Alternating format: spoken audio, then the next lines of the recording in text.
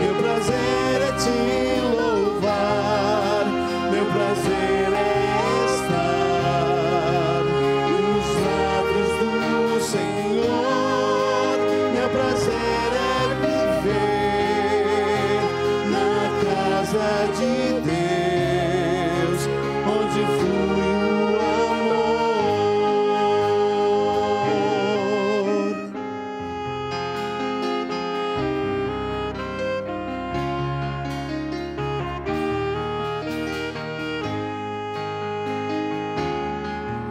Em espírito,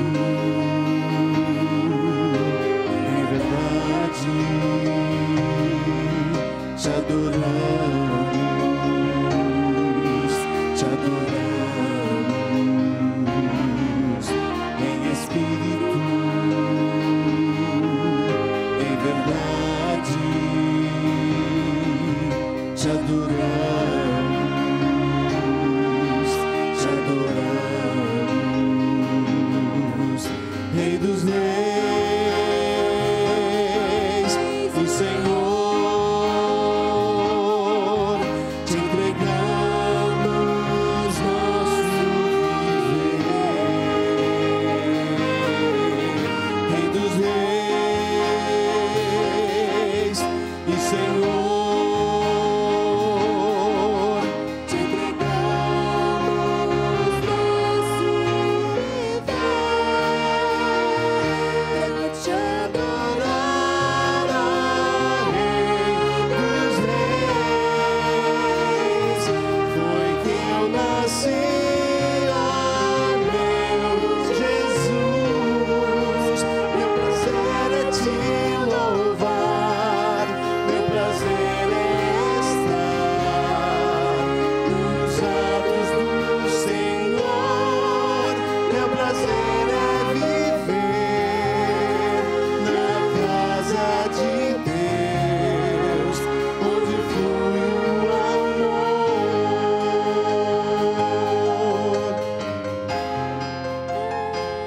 O amor.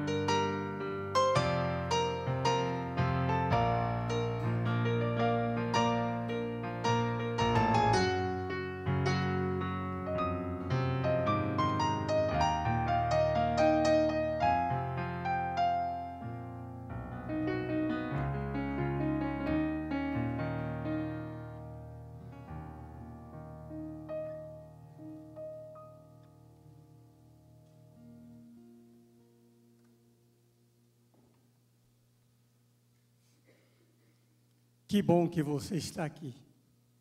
Este é um momento especial. Foi o próprio Jesus quem pediu para fazermos isso. E ele falou assim: fazer isso até aquele dia que eu vou fazer com vocês. Por isso, esse é um momento especial. Pense nisso. Um dia a gente vai fazer essa cerimônia com o próprio Jesus. E nesse espírito, eu te convido, igreja, a cantar o hino número 521. Senhor, tu nos convida a vir a esta ceia e estar conosco.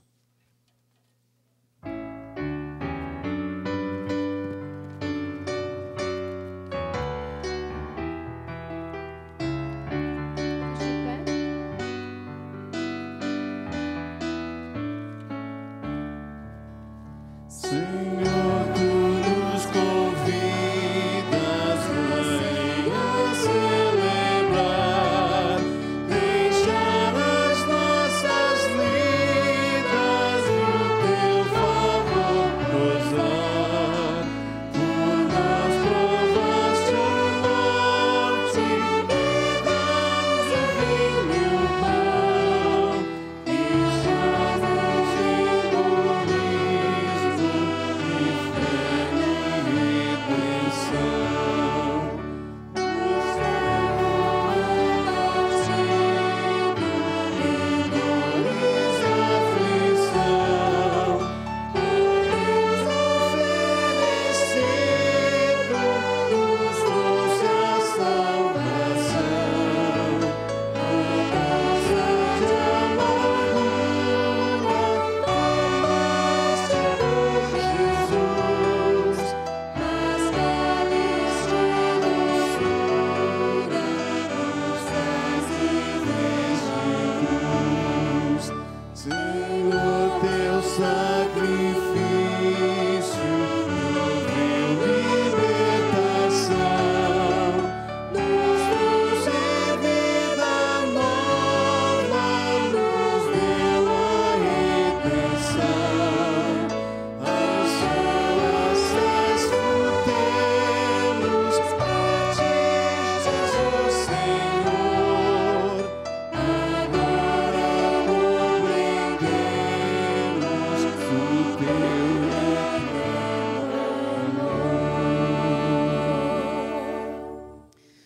Nosso Deus e Pai, reconhecemos Tua presença e Tua vontade em ter-nos em comunhão contigo.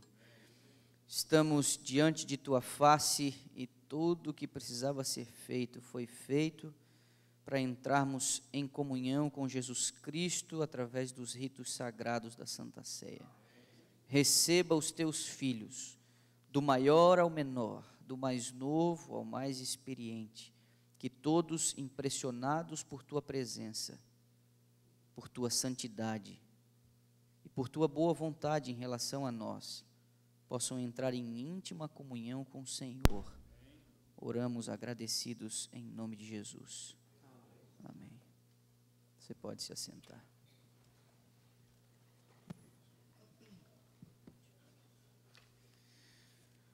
Ao longo de toda essa semana, nós nos aventuramos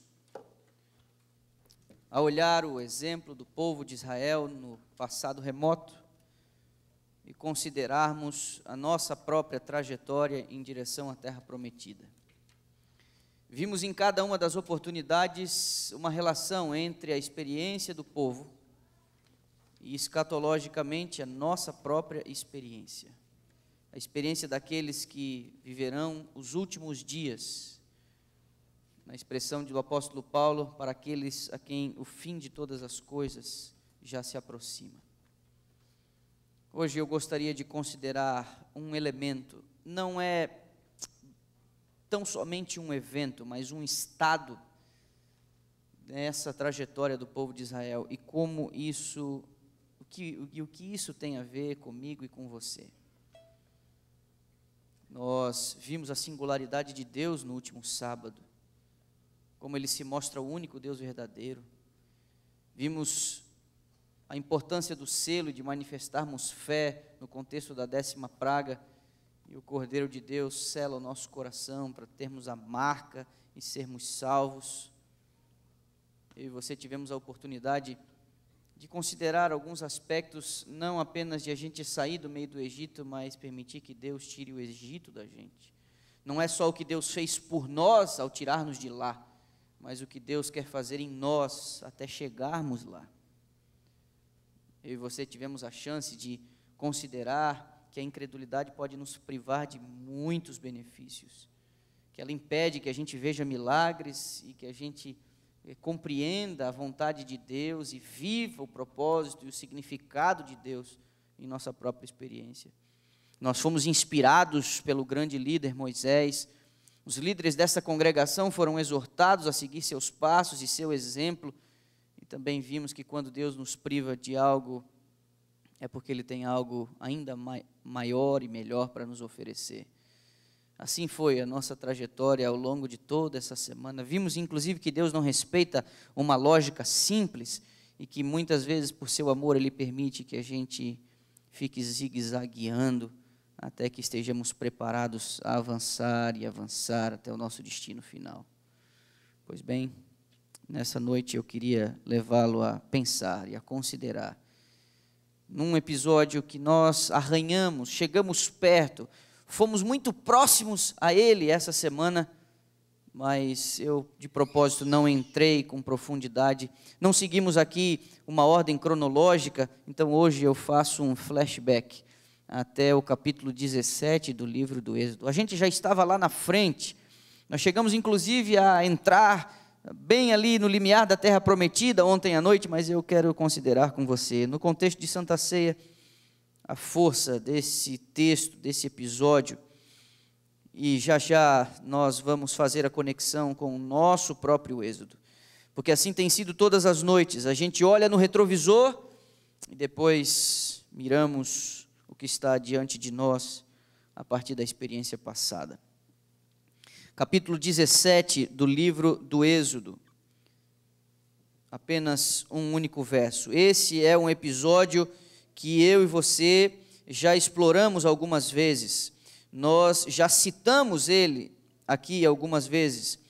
É possível que eu e você já até tenhamos nos frustrado com a reação do povo. Eu mencionei que os capítulos 14, 15, 16, 17 foi um show de incredulidade, e esse episódio marca de fato um momento de muita rebeldia, mas tem um profundo significado. Verso 6 do capítulo 17 do livro do Êxodo, nós lemos assim: Eis que estarei ali diante de ti sobre a rocha em Horebe, ferirás a rocha e dela sairá água.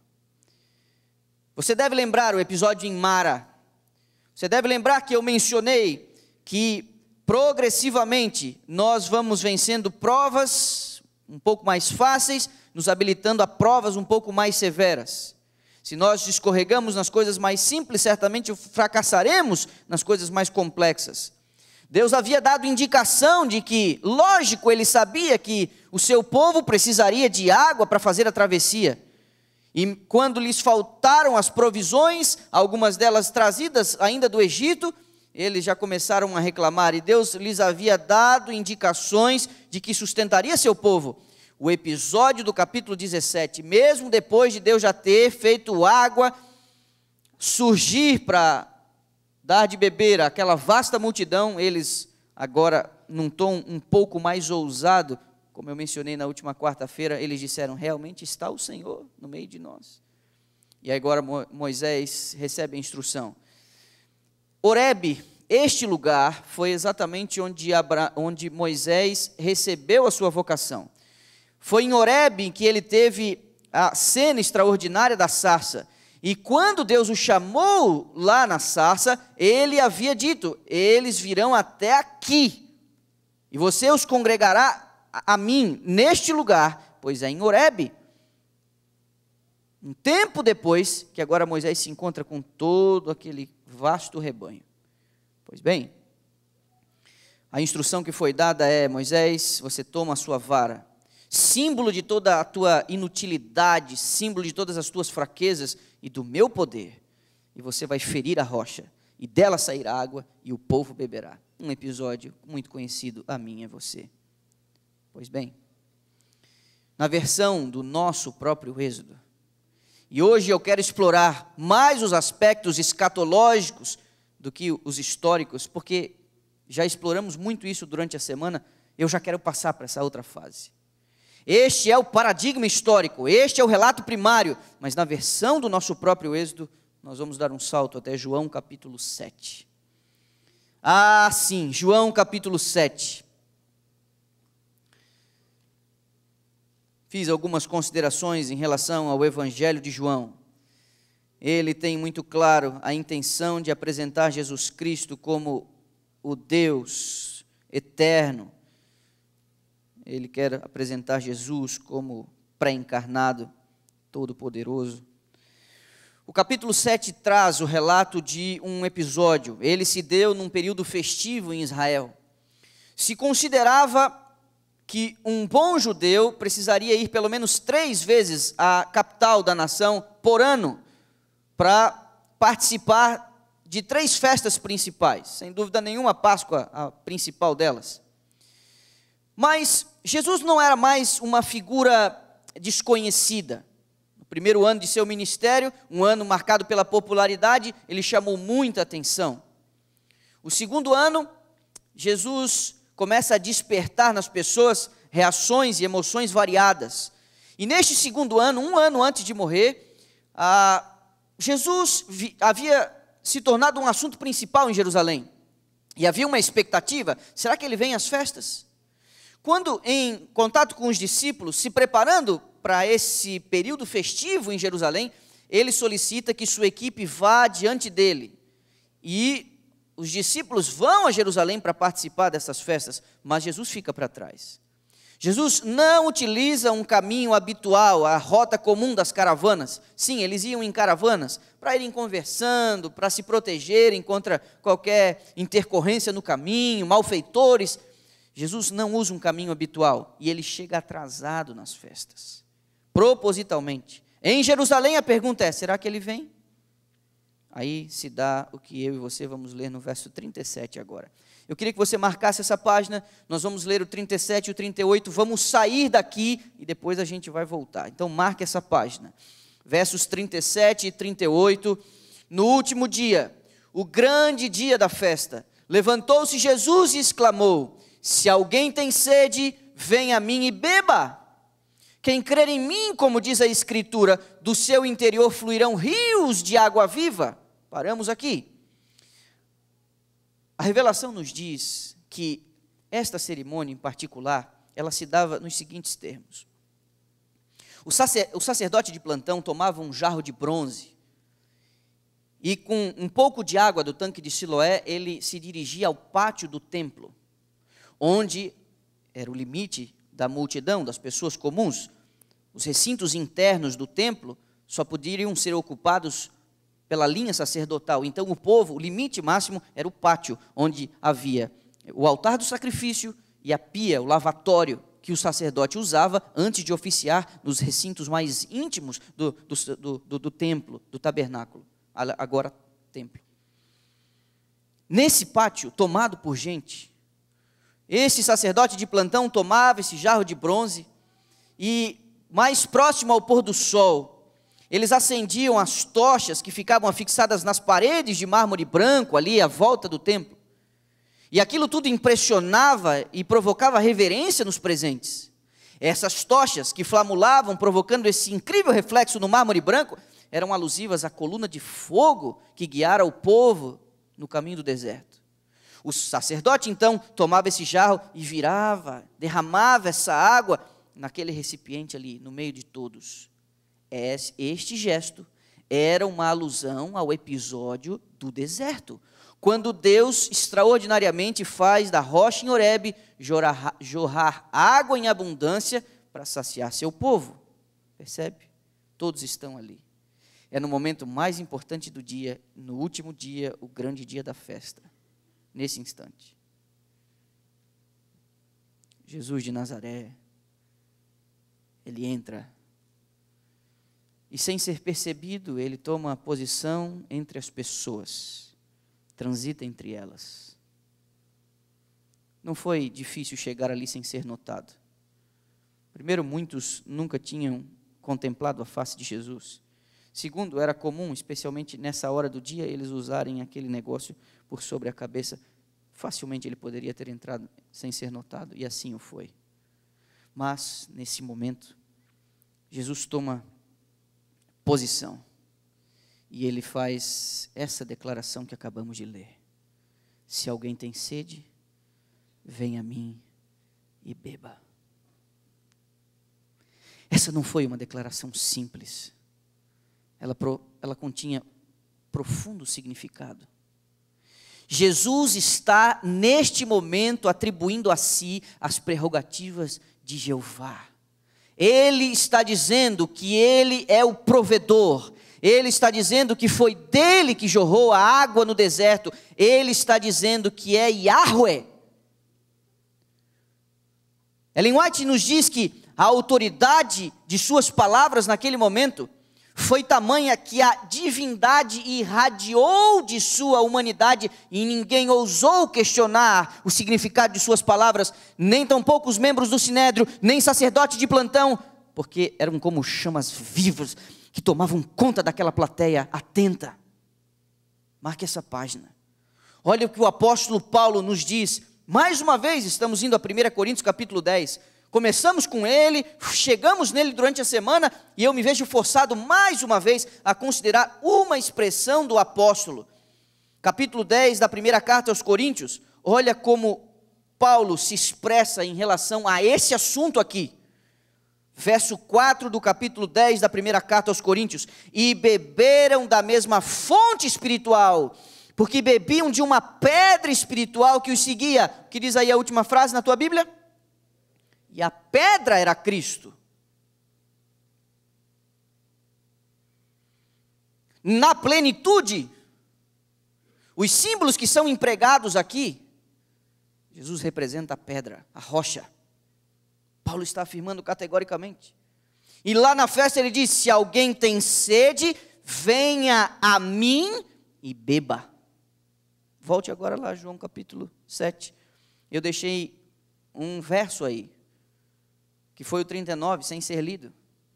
Então me permita agora ler, no seu devido contexto, entendendo o paradigma do capítulo 17 de Êxodo, entendendo a nota explicativa de Paulo à igreja. Perceba agora, mais uma vez, o verso 37 do capítulo 7. No último dia, o grande dia da festa, levantou-se Jesus e exclamou, se alguém tem sede, venha a mim e beba. Quem crer em mim, como diz a Escritura, do seu interior fluirão rios de água viva. Agora João, como uma nota de rodapé, como se vendo forçado a dar uma explicação, no verso 39 ele diz, isto Jesus disse com respeito ao Espírito que haviam de receber os que nele crescem, pois o Espírito até aquele momento não fora dado, porque Jesus não havia ainda sido glorificado. Ora, na história do povo de Israel aconteceu assim, a rocha foi ferida e a água jorrou. Essa foi a dinâmica. Para a água jorrar, a rocha teve que ser ferida. Agora Jesus chega e diz, se alguém tem sede, venha a mim e beba. E João se vê na obrigação de dizer, ele está falando do Espírito. Ele está falando do dom do Espírito. Porque nas palavras de Paulo, Cristo é a rocha. Mas quem é a água na plenitude? É o Espírito Santo. As pessoas fazem muita confusão em relação à obra e natureza do Espírito Santo. Elas tentam achar significado ou inferir sobre alguns textos ou sobre a falta deles, inventando um bocado de pensamentos desencontrados, coisas que alguns no passado já consideraram e hoje vêm numa nova embalagem. Alguns se julgam muito espertos, achando que tem uma nova luz, quando a própria revelação nos diz que em relação à natureza do Espírito, o silêncio é eloquência. Sua natureza, é melhor a gente não se atrever a fazer algumas ponderações.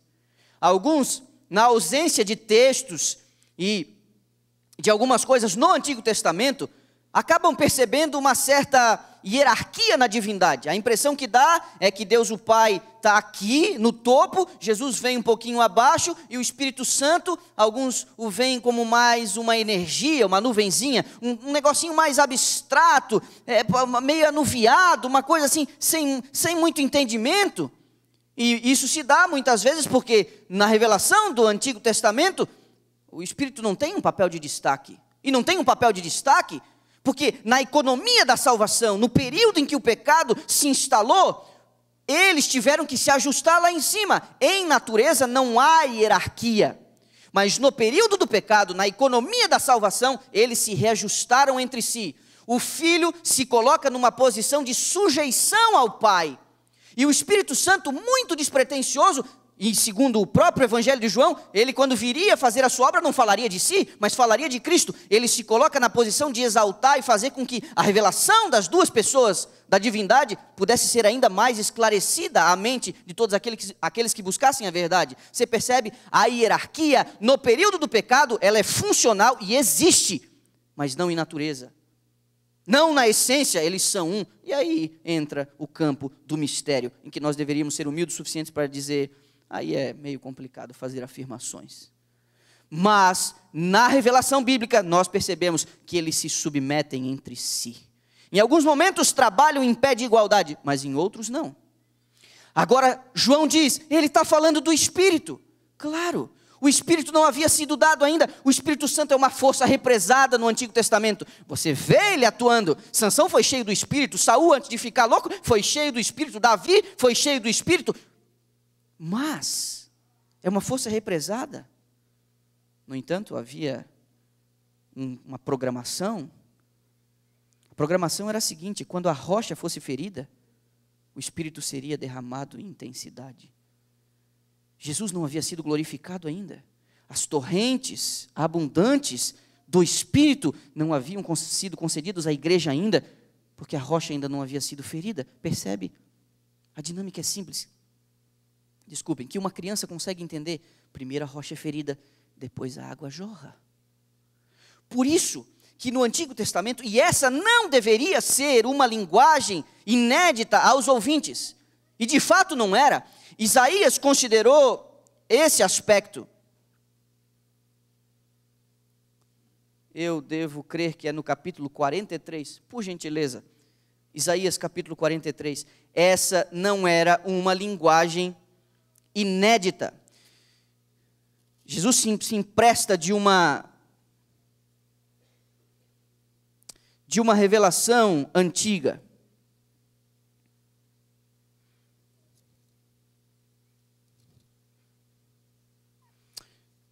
Isaías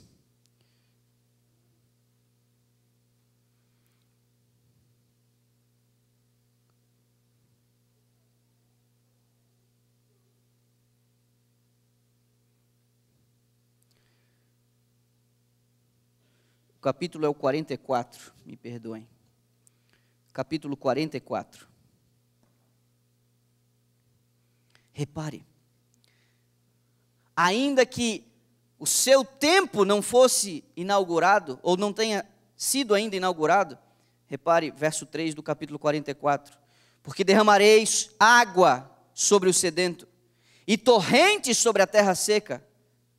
E agora depois, uma nova sentença. Ele está falando do quê? Derramarei o meu espírito sobre a tua posteridade e a minha bênção sobre os teus descendentes. É água. Ele está falando do Espírito Santo. Mas, para o Espírito Santo ser derramado em profusão sobre a igreja, havia um preço a ser pago. Daí o espanto dos anjos, daí a agonia dos seres celestiais, quando veem que nós apreciamos com tanta leviandade a promessa a nós oferecida. Eles se espantam como nós não conseguimos apreciar a promessa, e dia após dia, negligenciando a oração, nós também negligenciamos o pedido mais importante de cada dia. Não é força para você dar conta de fazer seu trabalho. Não é ter energia para você cumprir as suas horas de serviço para poder pagar suas contas. Não é nem tão pouco sabedoria para você educar seus filhos ou para manter um matrimônio saudável. Não, amigo. A tua maior necessidade diária chama-se Espírito Santo. E os anjos se assombram com o fato de, dia após dia, nós vivemos a nossa vida sem pedir o batismo do Espírito Santo. E Ellen White ainda chega a nos dizer, essa promessa não é experimentada porque é pouco apreciada. Puxa vida. Lá no deserto, eles foram libertos do Egito. Deus fez algo por eles e foi assim. Mas eles não entraram automaticamente em Canaã. Entre o Egito e Canaã, havia o que algumas vezes nós mencionamos aqui essa semana. O que havia entre o Egito e Canaã? Um deserto. E inevitavelmente, entre este ponto e aquele, há um deserto. Essa foi a experiência do povo de Deus no passado. E inevitavelmente também será a minha e a sua experiência no presente. Nós não entramos em Canaã no instante em que aceitamos Jesus Cristo como nosso Salvador e somos libertados da maldição do pecado. Nós não entramos automaticamente na terra prometida. Não seria fantástico isso? Não seria fantástico você ouvir um sermão oferecendo a você salvação eterna, perdão, reconciliação com Deus e convencido do amor de Jesus, você, com o coração constrangido, você vem à frente num apelo e você diz, eu quero isso para a minha vida, eu entrego meu coração a Jesus. E vários de vocês têm experiência semelhante a essa. Alguns de vocês não herdaram o cristianismo dos pais, vocês foram confrontados aí, em algum ponto da vida de vocês, aceitaram Jesus em algum ponto da vida de vocês, e quando ouviram a mensagem da cruz, quando ouviram a oferta de salvação, o coração se amoleceu, dizendo, como é que eu não vou amá-lo, ele me amando tanto? Nas palavras do pastor Bulhon, num sermão famoso, antigo, como posso não amá-lo, ele me amando tanto?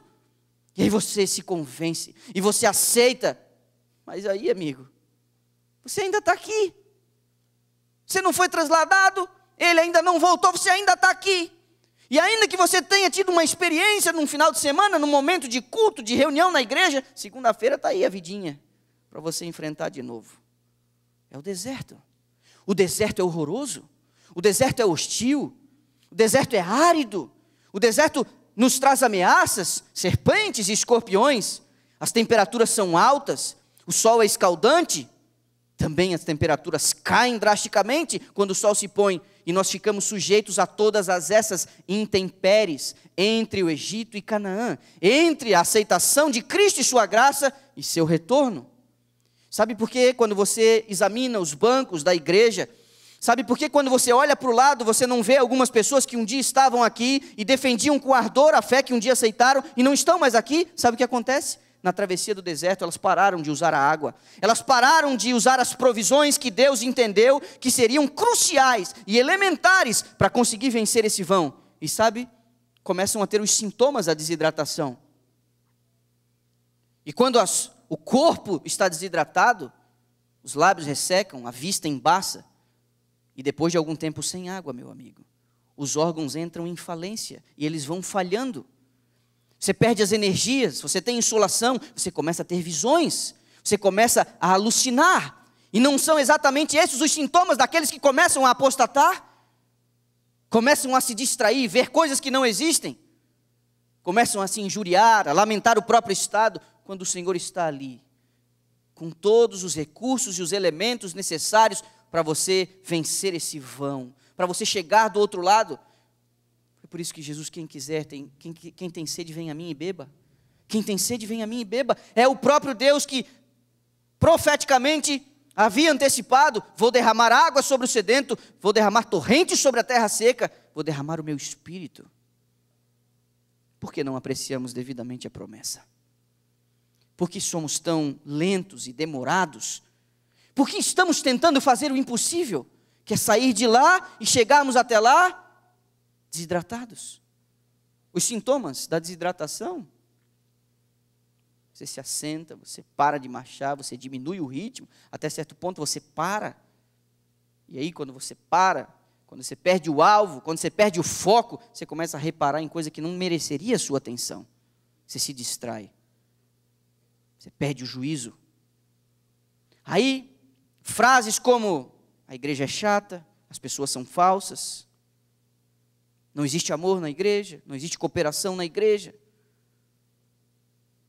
Aí você começa a ver detalhes, é sempre os mesmos, é sempre da mesma maneira, essa música, esse pregador, esse sermão, aquele fulano, aquele ancião, não me cumprimentaram, ninguém notou minha presença, não. Amigo, são sintomas de gente que está perdendo o foco. Eu sei, alguns são mais sensíveis, mas por favor, ninguém devidamente hidratado vai sofrer com algumas dessas intempéries, vai ter energia para continuar caminhando. Eu não tenho tempo para gastar hoje aqui, eu não tenho tempo suficiente para a gente falar do pão, porque no deserto eles foram sustentados com o maná e com a água. Eu não tenho como falar do pão hoje. Me permita restringir-me à água. Quem quiser.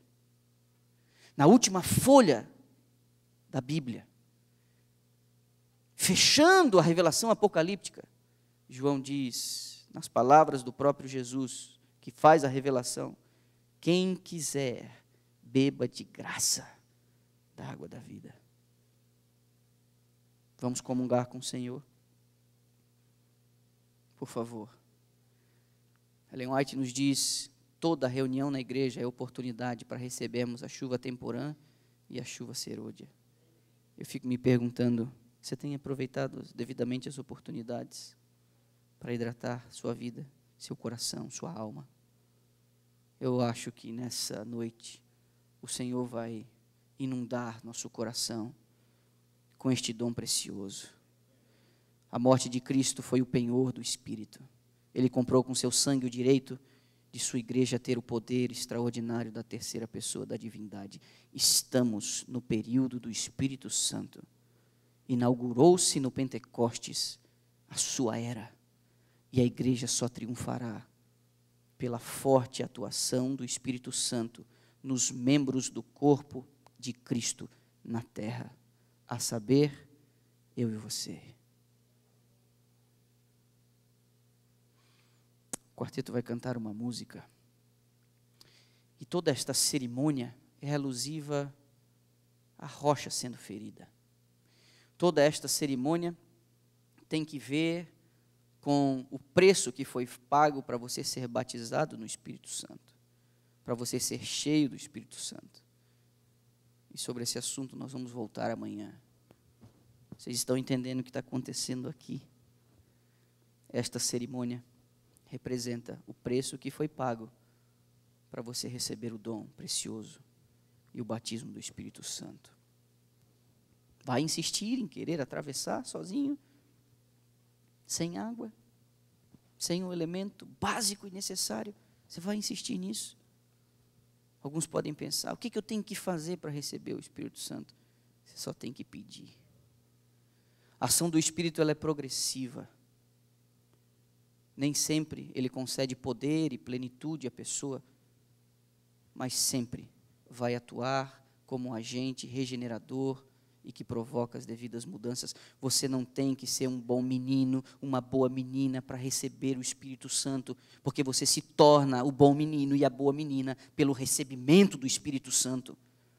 E sim, ele tem primeiro a obra de restauração e de regeneração, depois ele concede poder, como prefigurado nos símbolos da chuva temporã e serôdia.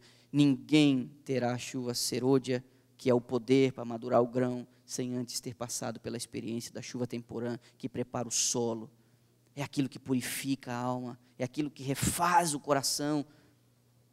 Pois bem, meu amigo, cada um na intensidade, na fome e sede da justiça de Deus hoje vai receber numa medida diferente. Mas eu quero crer que ninguém sairá daqui hoje de mãos vazias. Ouça essa canção.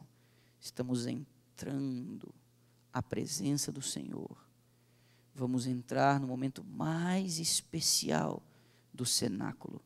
Vamos refletir o episódio do passado. Que honra e que privilégio. Que honra e que privilégio. Que Deus nos abençoe.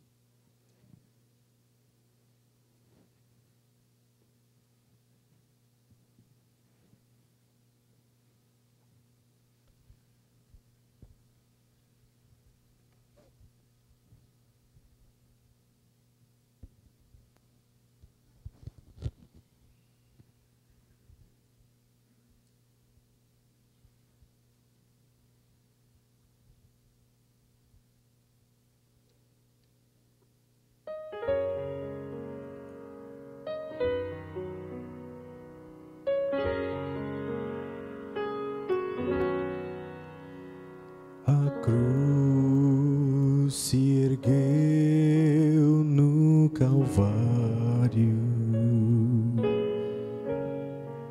e lá levantaram o Cordeiro de Deus.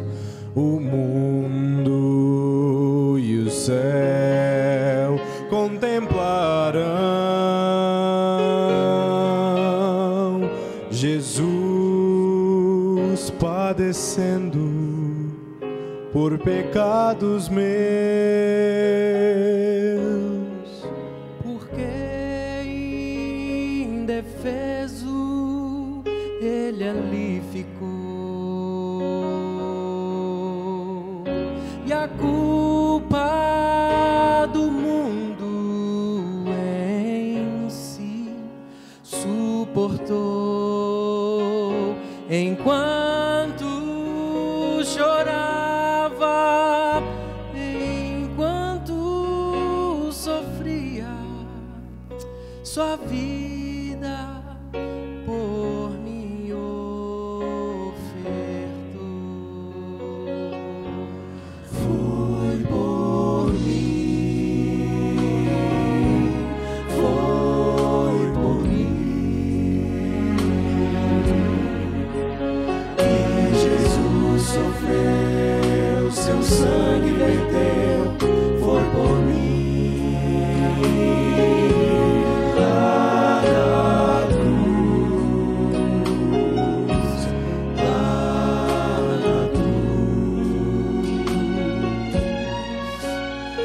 meus pecados limpou, minha vida mudou, foi por mim.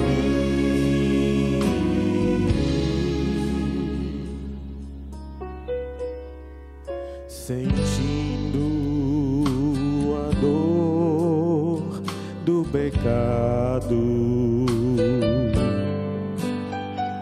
meu Jesus suspirava e pensava em mim, sonhando em ter-me ao seu lado. Comprou com sua morte seu amor sem fim, porque sem ajuda ele quis ficar, e espinhos e pregos não quis arrancar. Seus braços se abriram ao mundo inteiro, morreu para me salvar. Foi por mim, foi por mim que Jesus sofreu, seu sangue verteu, foi por mim. Lá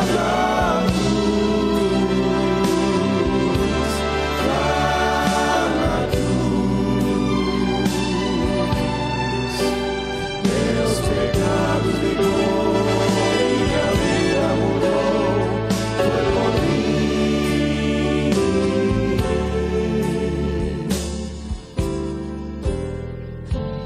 Olha para a cruz, olha para a cruz, lá Jesus está chamando. Olha para a cruz, olha para a cruz, olha para a cruz, lá Jesus está chamando. Olha para a cruz, foi por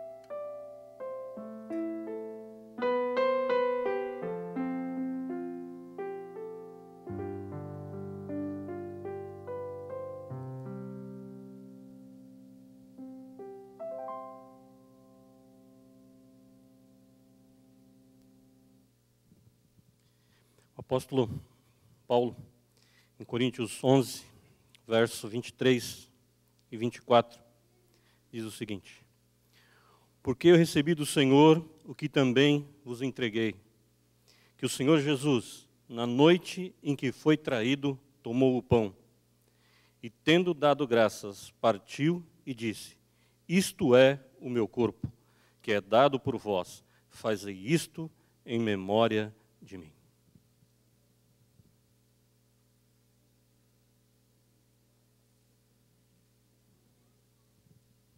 Convidamos a igreja a nos ajoelhar neste momento para falarmos com o nosso Deus.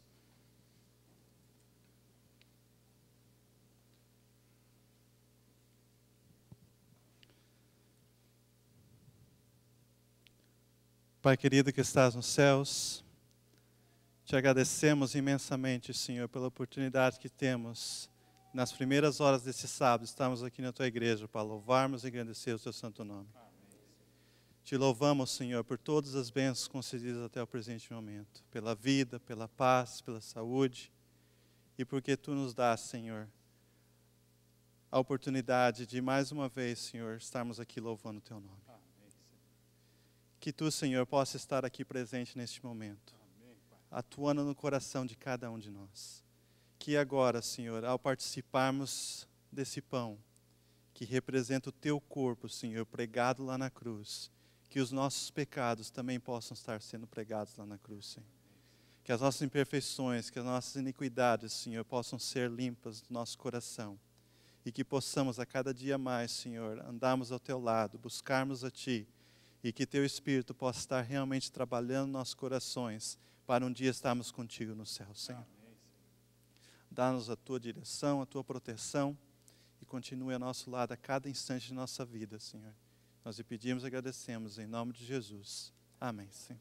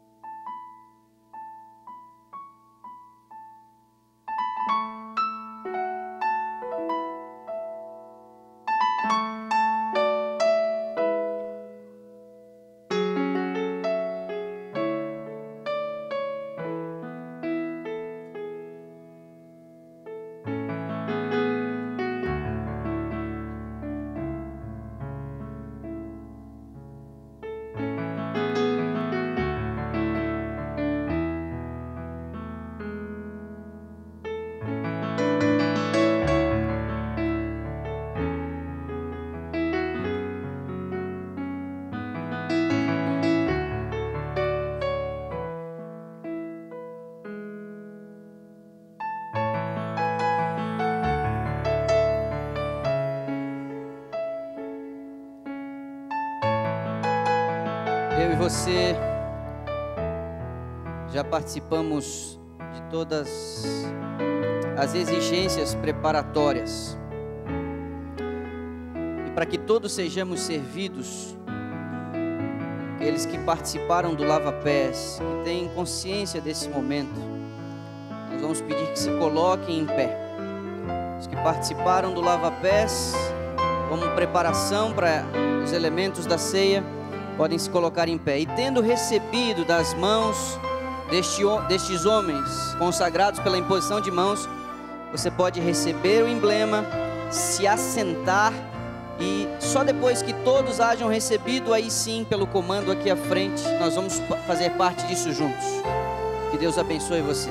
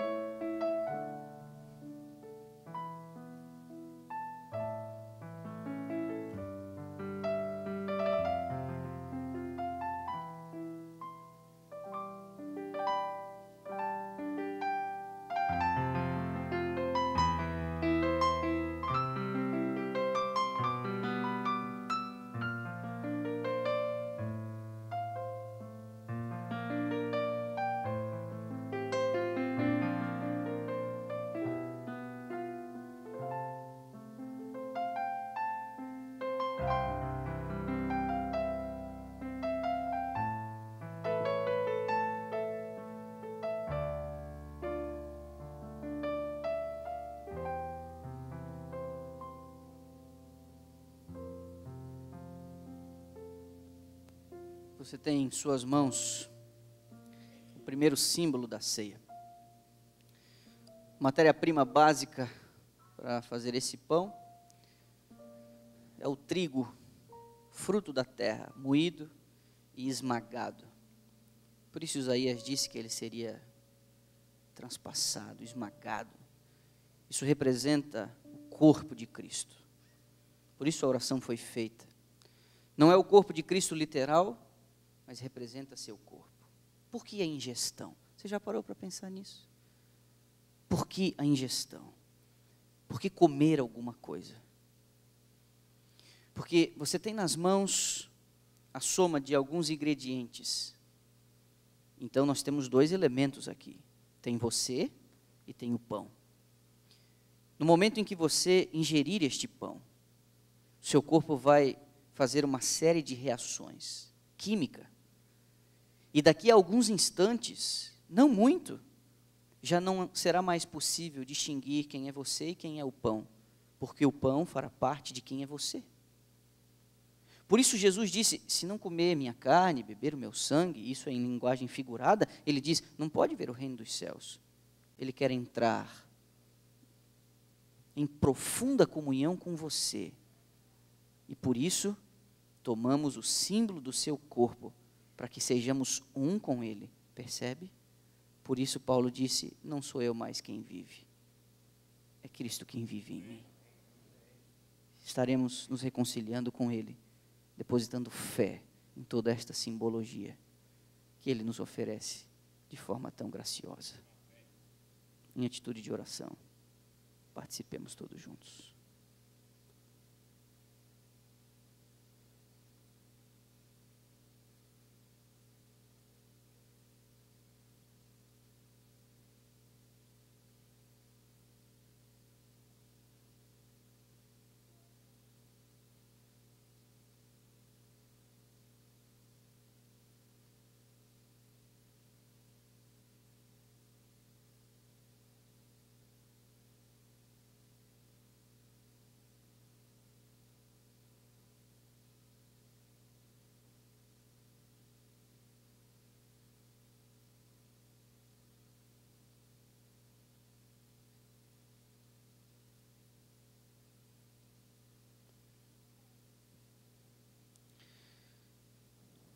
Amém.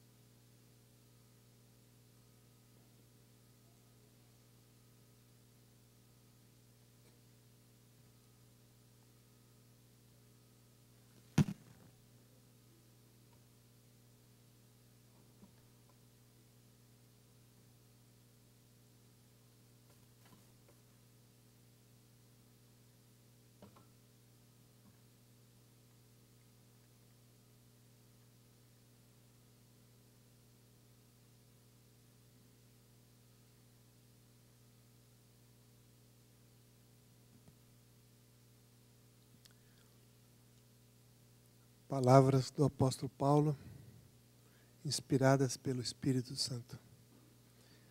1 Coríntios capítulo 11, verso 25 e 26. Por semelhante modo, depois de haver ceado, tomou também o cálice, dizendo, este cálice é a nova aliança no meu sangue. Fazei isso todas as vezes que o beberdes, em memória de mim. Porque todas as vezes que comerdes deste pão e beberdes o cálice, anunciais a morte do Senhor, até que Ele venha.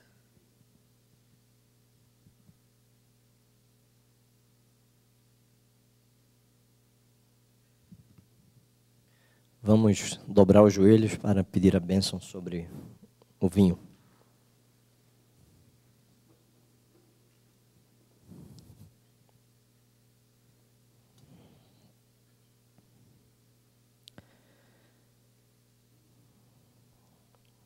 Senhor Deus,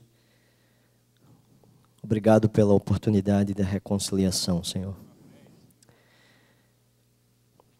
Senhor, louvamos o Teu nome, engrandecemos o Teu nome, Te adoramos, não apenas por causa da Tua grandeza, Senhor, não apenas por causa da Tua majestade, por causa do Teu poder. Além disso, Te adoramos, sobretudo, por tão amor, tão grande amor demonstrado com a raça caída, Senhor.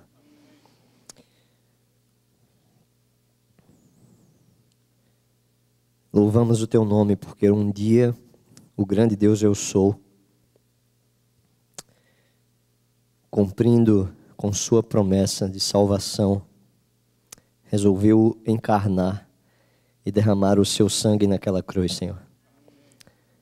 O Senhor falou que sem o derramamento de sangue não haveria remissão dos pecados. E graças a Deus que o sangue foi vertido.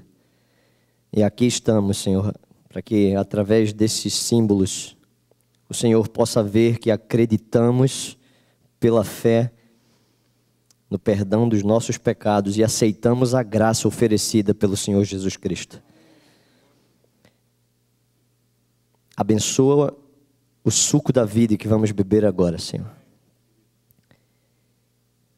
E que não fique apenas na simbologia, mas que através do Teu Santo Espírito, o poder exercido nessa cerimônia seja capaz de operar uma transformação em nossos corações. Dar-nos uma experiência transformadora, nos eleva. Derrama Teu Espírito sobre nós e dá a Tua bênção ao bebermos o vinho, o fruto da vida, que representa o Teu sangue que o Senhor derramou por todos nós. Aceitamos o Teu perdão, clamamos por Ele e o recebemos para que uma vez mais possamos nos reconciliar com os céus e celebrarmos não só aquela morte na cruz do Calvário, mas esperar ansiosamente também pelo Teu breve retorno, quando mais uma vez beberemos o suco da vida junto com o Rei dos Reis. Te pedimos e Te agradecemos com o perdão dos nossos pecados e em nome do Senhor Jesus. Amém.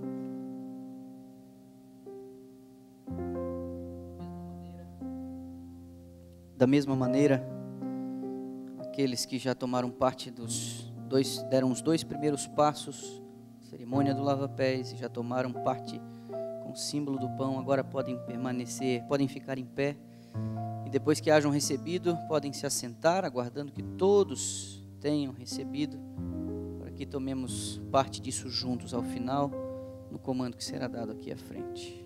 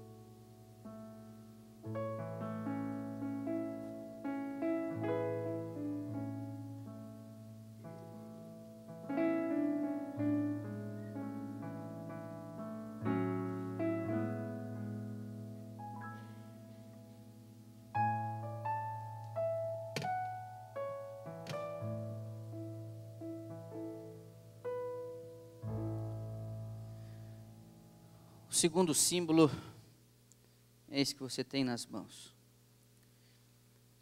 Eu já fiquei pensando muitas vezes o porquê da necessidade de 2 símbolos. Alguns podem ceder à ideia de que, quem sabe, vem o suco para terminar aquilo que o pão começou. Mas eu não creio que o primeiro símbolo seja insuficiente a ponto de precisar de um reforço adicional. De alguma maneira, a cerimônia foi pensada representando o corpo e o sangue, o que foi ferido e o que jorrou desse corpo ferido. Mas, quando eu e você lemos a descrição do apóstolo Paulo prescrevendo a cerimônia a ser repetida pela igreja no futuro, há uma indicação ali de que o cálice ele tem um propósito definido. O pão resolve o teu problema passado. O pão é a garantia de que alguém foi esmagado no teu lugar. Mas e o cálice? Ainda que ambos representem o próprio Cristo, o cálice traz consigo um significado adicional. Qual seria ele? O cálice é uma tentativa de Deus para a gente não perder de vista uma festa futura. Foi a respeito do cálice e não do pão que Jesus disse: não vou provar disso até ter todos vocês comigo no reino dos céus. Alguns podem imaginar, ele está demorando, já faz 2000 anos. Não, para você ele está demorando 32, 54, 68, Dona Marja 88. Você só consegue esperar o que você pode viver. Você não está esperando há 2000 anos, mas ele está. Há 2000 anos, com ansiosa expectativa, ele aguarda o momento em ter cada um dos seus filhos à mesa com ele, porque desse fruto aqui, ele não prova desde a noite daquela quinta-feira no cenáculo com os discípulos. Enquanto o pão nos faz olhar para o passado, o quebrantamento, a reconciliação, o cálice, ele nos sugere olhar para o futuro, para o amanhã, para aquele momento glorioso onde cada um de nós terá um lugar guardado e reservado à mesa com o Senhor, é chamado nas bodas do Cordeiro. Não é extraordinário? Pois bem, já mudando o tom do meu discurso, porque eu estou diante de pessoas salvas e reconciliadas com Deus, já mudando o tom do meu discurso, eu quero fazer um brinde à eternidade. O sangue que lava, que purifica e que resgata, mas também que nos indica que logo ali na frente nós vamos ter uma reunião e um cálice será erguido e um brinde a toda a vasta multidão de salvos será feito, porque estaremos salvos e salvos para sempre. Olhando para esse momento, eu brindo a eternidade e convido você a comungar com o Senhor neste símbolo que aponta o amanhã glorioso. Participemos todos juntos.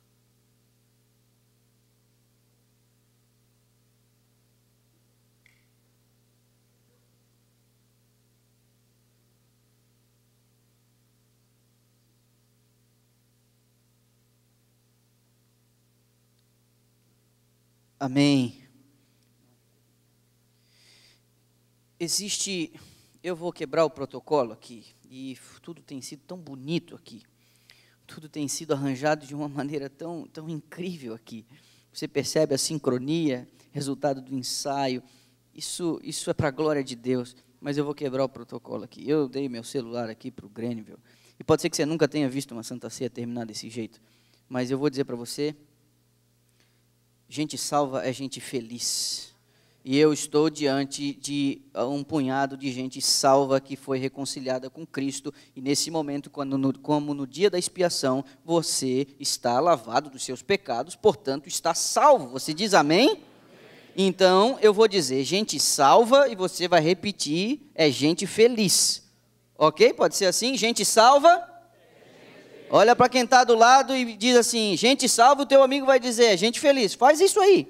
Eu quero ouvir o burburinho. Eu vou precisar de ajuda sua aí. Eu queria uma música alegre. Você vai fazer um fundo alegre para mim. Pode fazer? Eu sei que eu estou quebrando o protocolo. Depois que eu fizer isso aqui, aí a gente segue o que foi programado. Mas você não vai sair daqui hoje assim reflexivo. Você não vai sair hoje daqui assim examinando e tal. Isso você já fez. Isso foi o que fizemos durante a semana, isso foi provocado no lava-pés, isso nos levou à reflexão antes de tomarmos o pão, mas agora não, isso aqui é festa, e eu quero que você saia daqui feliz e reconciliado. Nós não vamos sair daqui assim, numa profunda reverência tomando, não, você vai sair daqui feliz, afinal de contas, você está salvo, amém? Gente salva. Então deixa eu te dizer, eu coleciono isqueiros, eu coleciono canivetes, mas eu coleciono uma terceira coisa. Eu não coleciono muita coisa. Minha mulher acha que eu coleciono isqueiro e canivete, tem vários, mas eu coleciono uma outra coisa, eu coleciono foto de gente salva, sabia?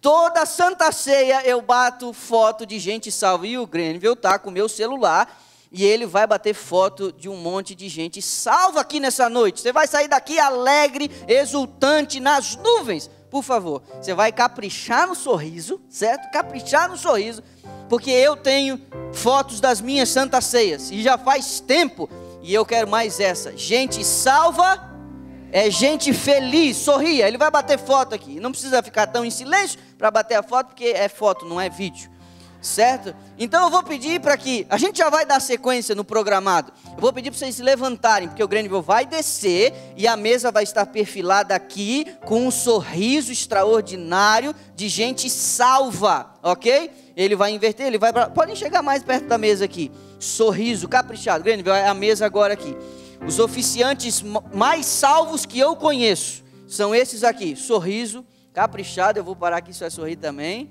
Fala para quem está do teu lado aí, gente salva. Isso, Grenville, vem aqui, Grenville, porque eu quero registrar, senão você vai ter que bater um selfie de uma pessoa salva. Mas seria, vem cá perto de mim, por favor. Gente salva. Cuidado que só tem 12 coisas. Isso, agora, bateu foto da orquestra, a orquestra está salva também, Grenville. Podem sentar aqui, a oferta, olha, sorriso, é a orquestra mais salva que eu conheço. Vamos bater essa foto. Eu vou perguntar, eu vou afirmar, você vai responder. Gente salva? Lá em casa meu povo reclamou, olha, infelizmente a gente não consegue, o som é tão limpinho que vai no sinal da internet, que a gente não ouve as reações e tal. E aí eu disse, eu vou providenciar uma coisa dessa para a Santa Ceia. Então, para que o pessoal de casa possa entender de fato e ouvir sua voz, eu vou perguntar e vou dar o microfone assim, vocês vão falar tão alto, que a minha mãe lá em Florianópolis vai ouvir, certo? Gente salva? Gente salva? Louvado seja o nome do Senhor.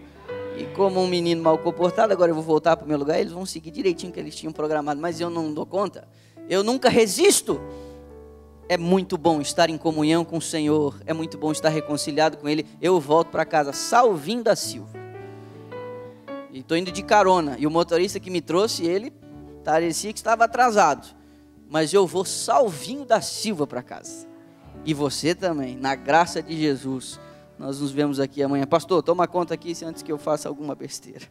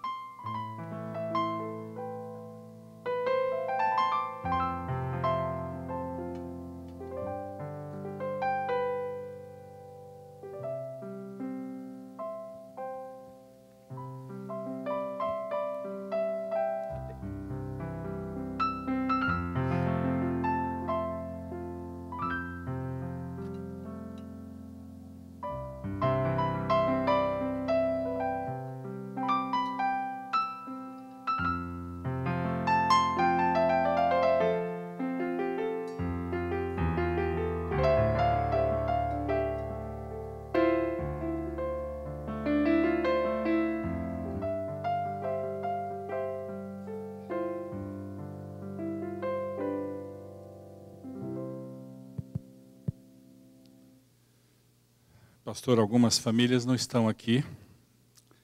E uma delas é a família do Nicol.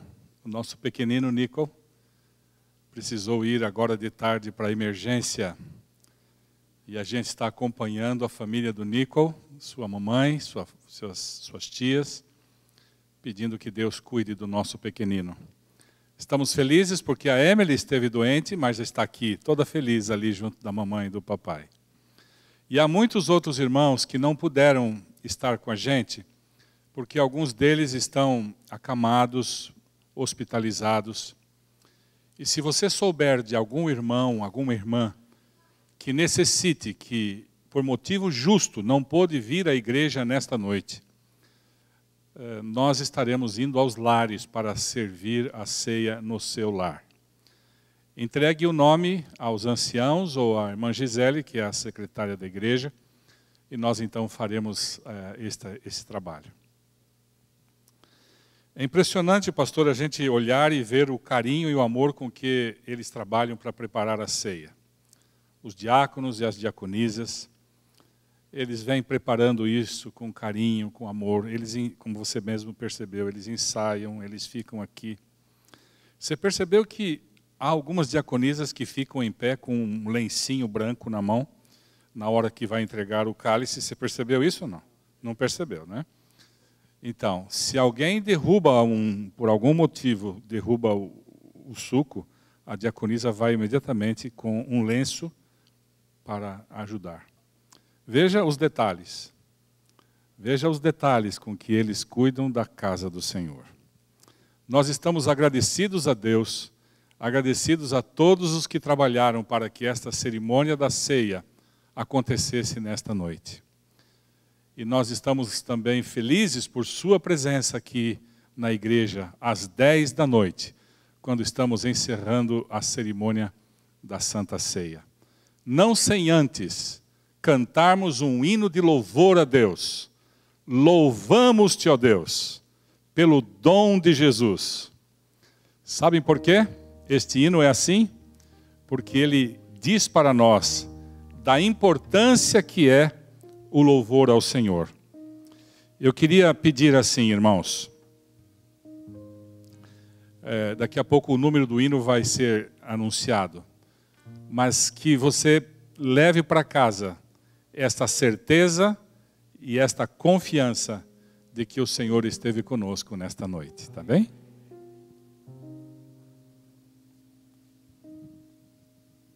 Então agora, com essa empolgação, com essa alegria no coração de sabermos que estamos salvos, vamos cantar o hino número 13 do Inário, Louvamos-te, ó Deus. Em pé.